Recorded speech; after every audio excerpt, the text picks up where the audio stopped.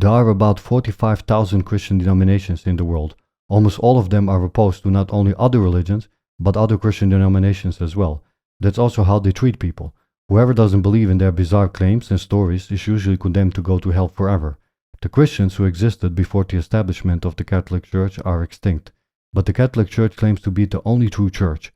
In fact, they go as far as claiming that Joshua himself founded this allegedly one true church. The Lutheran Church also claims to be founded by Joshua. The Orthodox Church calls itself the One Holy Catholic and Apostolic Church. The Anabaptists say that the church has become corrupt, so they have established it anew. According to the Jehovah's Witnesses, it's not enough to be a Christian. You need to be a Jehovah's Witness. But that's also not enough. Only 144,000 of them will go to heaven. There are currently about 2 billion Christians in the world, including almost 9 million Jehovah's Witnesses. This whole denomination, and the Seventh-day Adventist Church, began with fake prophets and their failed predictions of the Messiah's return. Deuteronomy chapter 18 warns of such fake prophets and says that they are not from Yahweh or Jehovah, as the false witnesses call him. Not only are mainstream Christians divided and convinced of their superiority over Christians from other denominations, their other beliefs are just as nonsensical, incoherent, and illogical. They believe in the original sin, for example, which attributes suffering in the world to collective punishment because the first couple in the world ate forbidden fruit. One person does something, and billions of people are punished because of that. That makes sense to mainstream Christians. Some of them even believe that God stopped creating more people after creating this couple, leaving their children to rely on incest to reproduce. Throughout my life, I've heard such bizarre beliefs. Fortunately, it turns out that the Bible isn't their source.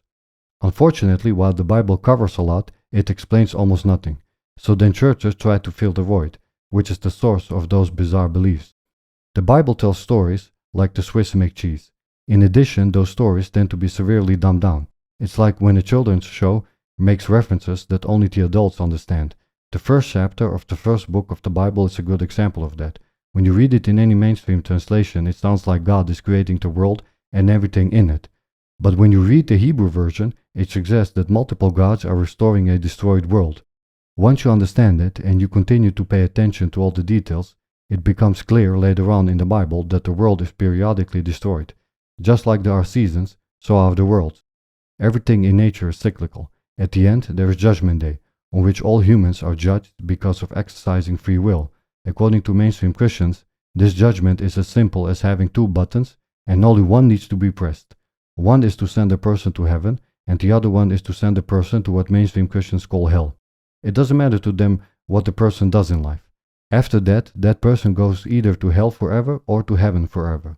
So God's judgment is limited to figuring out who is the good guy and who is the bad guy. Fortunately, such unintellectual thinking doesn't come from the Bible. Apostle Paul states in 2 Corinthians chapter 5 verse 10, "For we must all be revealed before the judgment seat of Christ, that each one may receive the things in the body according to what he has done, whether good or bad." Solomon states in Ecclesiastes chapter 12 verse 14, "For God will bring every work into judgment, with every hidden thing, whether it is good or whether it is evil." Humans are given temporary temples. They die eventually, and so a new one needs to be issued. But what happened with the previous temple determines what will happen with the next one. It's called karma in Sanskrit. Apostle Paul states in 1 Corinthians chapter 6 verse 19 to 20, "Or don't you know that your body is the temple of the Holy Spirit, who is in you, whom you have from God? You are not your own, for you are bought with a price. Therefore glorify God in your body and in your spirit, which are God's." The Greek word used in the New Covenant for judgment is krima, which is cognate with karma. Thus, in John chapter 9 verse 39, Joshua said, "I came into this world for krima." The price for buying a piece of land and building a house on it depends on what one has done in the past, but also on the location and the weather. Work needed to be done in the past to afford the price. Buying land right next to the sea is going to be more expensive than in the middle of nowhere, for example. Land in a place where tornadoes appear is going to be cheaper than on an exotic island. Likewise, the price for a temple in heaven is very expensive. Once a temple is issued, karma determines what bills need to be paid off during the existence of the temple. So a person in this world who has much misfortune has a lot of karmic bills to pay. Even when they only come from what has been done in the previous temple, the person is still to be considered innocent in this world because the karmic bills are from the previous world. After Judgment Day, the world is destroyed, restored, and new temples are issued. Suffering is therefore not the result of collective punishment, but individual punishment. When you allow a terrorist to live in your house without requiring him to repent, you allow terror in your house. In Romans chapter 5, verse 12, Apostle Paul writes, "Therefore, as sin entered into the world through one man and death through sin, so death passed to all men, because all sinned." It makes sense. Just because the Bible leaves out details doesn't mean that those details don't exist. There's also a special type of bill that the Bible mentions. In John chapter 9, Joshua's disciples saw a man who was blind from his birth. So in verse 2 they asked him, "Rabbi, who sinned, this man or his parents, that he was born blind?" This man obviously refers to his previous life, since he was always blind. Joshua answered them in verse 3, stating that this man didn't sin, nor did his parents, but that the works of God might be revealed in him. So it's also possible that the person might be paying off bills for a divine purpose. Divine bills, in other words. In contrast, the enemy offers undeserved rewards, which is what the phrase "deal with the devil" refers to. Joshua is the best example of a person who was given divine bills to pay. He didn't sin, but he was nonetheless punished for the sins of others. In turn, the works of God were revealed through him. I began studying theology when I was 19. That was almost 20 years ago. When I began studying Christianity back then, I just didn't like the Bible. It was hard to figure it out. Take the book of Job as an example. It's so dumbed down. Next to nothing is explained. If you don't know why and when Judaism was founded, how incarnation works, what karma is, and so on, the book of Job will read as an absolutely terrible book. That's why words like theodicy exist. Theodicy questions why a good God would allow evil. The book of Job is supposed to address theodicy, but it doesn't.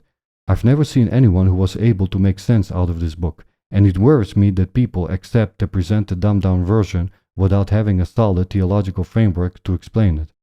The book tells the story of Job, who is presented as a righteous and wealthy man. He had a good amount of children, lots of livestock, land, and whatnot. Needless to say, Job was a devotee of Elohim. Job chapter 1 verse 6 states, "Now on the day when Elohim's sons came to present themselves before Yahweh, the Satan also came among them." Simplified, Elohim can be translated as God. The Elohim's sons can be translated as angels, and the Satan was one of those angels. Yahweh is often translated as Lord. Verse 8 states, "Yahweh said to the Satan, Have you considered my servant Job? For there is none like him in the earth, a blameless and an upright man, one who fears Elohim and turns away from evil." The Satan decides to challenge Yahweh, proposing that Job wouldn't be as great as Yahweh considers him to be if Yahweh allows the Satan to go terrorize Job. So Yahweh continually allows the Satan to attack what Job has, each time failing to turn Job against Elohim. Job's wealth is taken from him, his children and servants are killed, he gets a skin disease. It's absolutely horrible, but Job never turns against Elohim. He does question his motives and modus operandi. The Bible never explains why Yahweh allowed this misery to happen to Job. In chapter 28, wisdom is said to be hidden from man. Later on, it is said that wisdom comes from God. Yahweh eventually decides to confront Job in chapter 38. Again, Yahweh didn't explain Job's suffering. He also didn't defend his own actions. Instead, Yahweh reminded Job of God's superiority. Job agreed. Then Yahweh restored his wealth, health, and he got new children. The end. It's like a children's story for adults. An innocent human is terrorized by a superior being, and God allowed it to happen, but expected not to be questioned. So just like an animal cannot properly question and understand a human cannot properly question and understand God. Whatever happens to you, just trust God that there is a reason for it. You won't be even able to understand something without God allowing it first. That's really what the story of Job is all about. It's clearly not written with intellectuals in mind. It's written for everyone. And that's exactly what I didn't like about the Bible when I began to study it. Judaism was founded in opposition to the corruption that plagued pagans in the ancient world. It's therefore no surprise that it feels like a punishment. You need to be in the know to properly understand some of its stories. Otherwise, you will need to rely on fate. After all, humans don't remember their past lives. So after learning about karma, one needs to have faith that justice will be served in the end.